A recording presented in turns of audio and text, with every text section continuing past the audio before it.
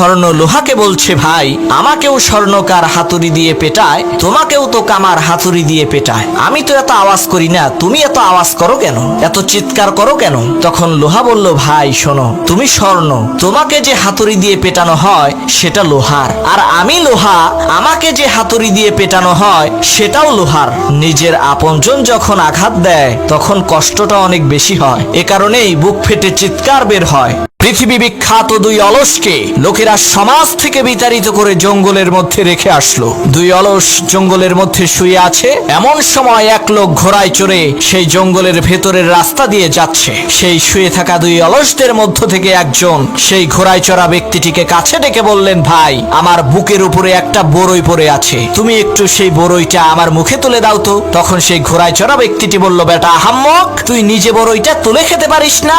তখন সেই অলস বলল, ভাই গত 2 দিন ধরে বড়ইটা আমার বুকের উপরে পড়ে আছে, আমার খুব খিদে পেয়েছে, কথা না বাড়িয়ে বড়ইটা আমার মুখে তুলে দাও। তখন সেই ঘোড়ায় চড়া ব্যক্তিটি পাশে শুয়ে থাকা অন্য অলসকে বলল, কিরে ভাই, তুই তো পারতি ওর বড়ইটা মুখে তুলে দিতে। তখন সেই অলস বলল, ভাই আর বইলেন না, গতকালকে একটা কুকুর এসে আমার মুখের উপরে ডিজিটাল কায়দায় মুছছে, এই শালার বেটা অলস কুকুরটাকে একটু তাড়িয়েও দিল না, তাহলে কোন দুঃখে আমি ওর মুখে বড়ই তুলে দেব বলেন? এক লোক একটা বট গাছের নিচে শুয়ে শুয়ে তার তরমুজ ক্ষেত পাহারা দিচ্ছিলেন। এমন সময় সেই লোকটি মনে মনে ভাবতে লাগলেন, আল্লাহ তাআলা যে কোরআনে বলেছেন তার সৃষ্টির মধ্যে নাকি কোনো ভুল নাই, কিন্তু আমি তো দেখছি বড় একটা ভুল আছে। এই যে বিশাল বড় বট গাছের ফল কত ছোট, আর কত চিকন আর ছোট একটা গাছে কত বড় বড় তরমুজ ধরেছে। এই কথা ভাবতে ভাবতে সে কখন যে ঘুমিয়ে গেছে সে নিজেও জানে না। হঠাৎ একটা বট ফল এসে সেই লোকটার নাকের উপরে পড়লো। সেই লোকটা ধরপড় করে ঘুম থেকে উঠে দেখে তার নাক দিয়ে রক্ত বের হচ্ছে।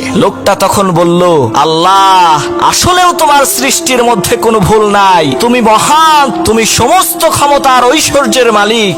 আজকে যদি এই বট গাছের ফল তরমুজের সমান হইতো আর আমার নাকের উপরে পড়তো, তাহলে তো বিনা টিকিটে ভেস্তে চলে যেতাম, আমার আর কোনোদিন বাড়ি ফেরা হতো না।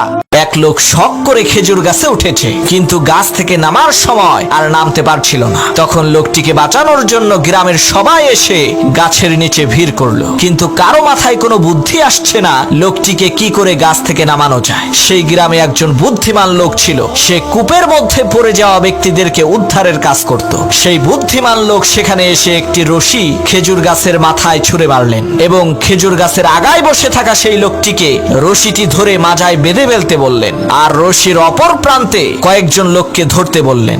বুদ্ধিমান লোকটির কথা মতো তারা রশিটিকে ধরলেন। হঠাৎ করে সেই বুদ্ধিমান লোক বলল, এখন টান মারো। লোকেরা রশি ধরে টান দিল, সাথে সাথে সেই খেজুর গাছে থাকা লোকটি মাটিতে পড়ে মারা গেল। তখন গ্রামের লোকেরা বলল, আপনি এটা কেমন কাজ করলেন, লোকটা মরে গেল। তখন সেই বুদ্ধিমান লোক বলল, ভাই এটা লোকটার কিসমতের দোষ, আমার কোনো দোষ নাই, এই একই টেকনিক খাটাইয়া অনেক মানুষকে আমি কুয়া থেকে বের করেছি।